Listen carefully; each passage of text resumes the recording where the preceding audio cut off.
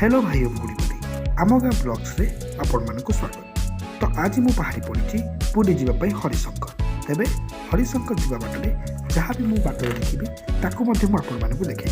तेबे आपण मैंने वीडियो को संपूर्ण भाव में देखो। तो यह देखो महलपुल अटे तो बाटर मुझे देखिली ये आपको देखी।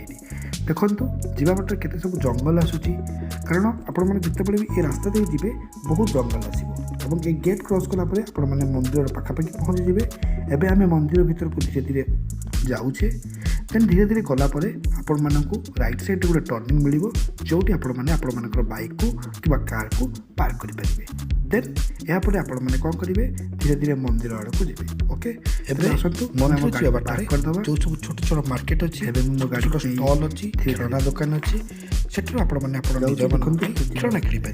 देन यह हूँ मंदिर भीतर दृश्य। एवं आपण मैंने भल भाव में देखी नियंतु। देन यापर आम धीरे धीरे ऊपर को जावा देन ताकू भल भाव में देखा। तो ये आपण मुझे चलिली मंदिर को जो हरिंकर मंदिर अच्छी ताको हमको दर्शन करार अच्छी। ए सहित आपण मैंने झरणा मजा दे पारे। तेज आसतु ए देखा झरणा देखु कि भाव में सुंदर झरणा धीरे धीरे तौक को आसूची।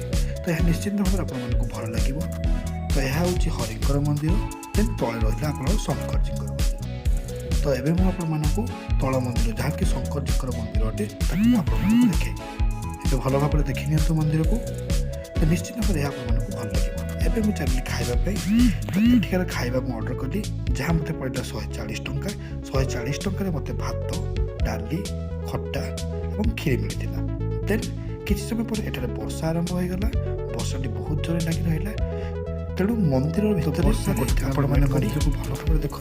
निश्चित भाव में आपको भल लगे। तो मुझे आपण मानक मंदिर संपूर्ण चारिकड़ को भल भाव में देखी दूसरी। तो आपण मैंने भल भाव में देखी दिखाँ। तो निश्चित भाव में आपको भल लगी। जदि भिडियोटी भल लगी भिडियो को लाइक